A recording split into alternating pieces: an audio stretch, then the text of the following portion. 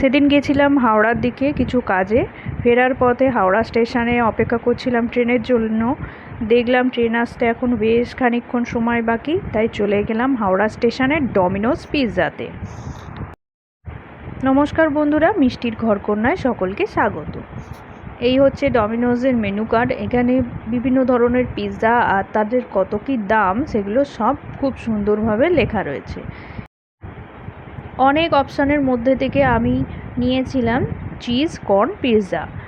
আমি নিয়েছিলাম regular size, যেটা 4 পিসেস হয়, তো এটার দাম পড়েছিল 240 রুপিস। এছাড়াও মিডিয়াম সাইজ আর লার্জ সাইজও ছিল। মিডিয়ামগুলো 6 পিসেস হয় আর লার্জ সাইজগুলো 8 পিসেস হয়। যাই হোক, আমার পিৎজা চলে এসেছে। এবার আমি এটা নিয়ে বাড়ির দিকে এগিয়ে যাব, কারণ এটা এখানে খাবো না, বাড়িতে গিয়ে সবাই মিলে একসাথে খাবো। সন্ধেবেলা বাড়িতে খুলে ফেলেছি আমার পিৎজার ব্যাগ। এখানে দিয়েছে চিলি ফ্লেক্স, অরিগ্যানো 2 প্যাকেট আর 3 প্যাকেট কেচাপ।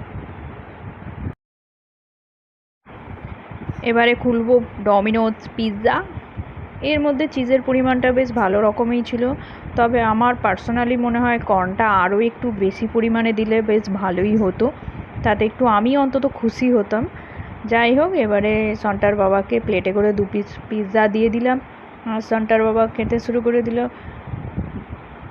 টেস্ট কিন্তু ডমিনোজের পিৎজা যেমন হয় সেরকমই ছিল, বেশ ভালোই খেতে লেগেছে। আর সন্টার বাবা খুশি হয়ে গেছে পিৎজা হাতের সামনে পেয়ে। আর আজকের মতন ব্লগ এখানেই শেষ।